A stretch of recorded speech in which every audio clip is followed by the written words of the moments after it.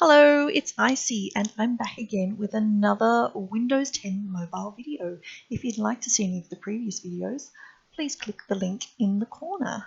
Today's video is about the new Windows display dock that you can use with your Windows 10 mobile, specifically the 950 and the 950 XL, to allow you to plug into an external monitor and keyboard to give you something resembling a full PC experience.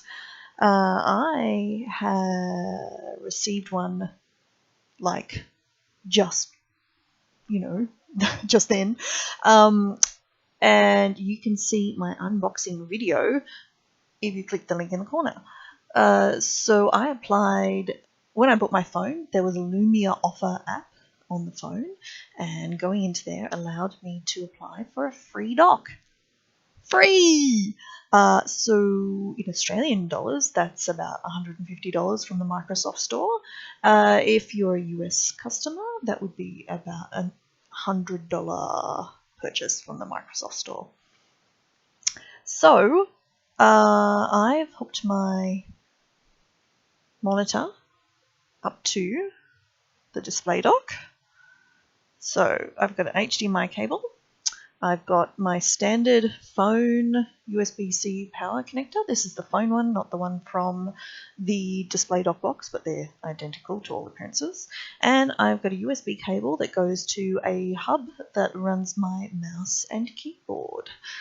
When you plug in for the first time, it will take you through a little, make sure it checks to see that your resolution that's being detected is correct, and then it runs you through a little introductory start video and shows you all the things you can do using the Continuum software, which is on the phone.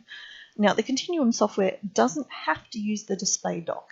If you have a Miracast device available to you, such as a TV, you can actually use the Continuum software to Miracast off to your TV or other device. I don't, so I wasn't able to test this feature until the display dock arrived. Now, obviously, this recording setup is a bit awkward. I don't have a choice because all the stuff I normally use to record videos, I kind of have to use to talk about this particular feature. So I'm going to show you what I can. So, down the bottom, are we going to see it? Oh, yes, you can. Good. You can see we've got a start button and something that looks pretty much like the start menu on your phone. In fact, almost identically, except it drops the background image. We can go over into all apps and see everything.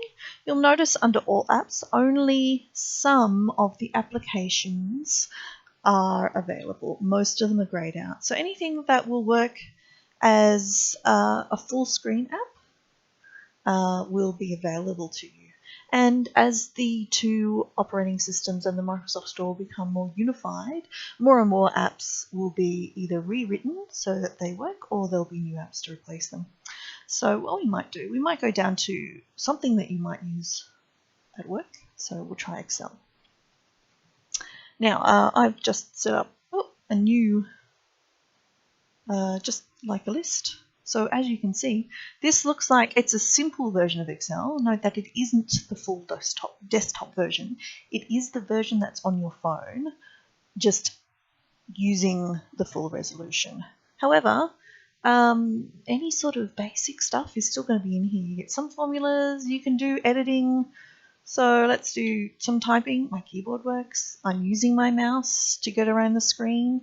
It's really quite clever.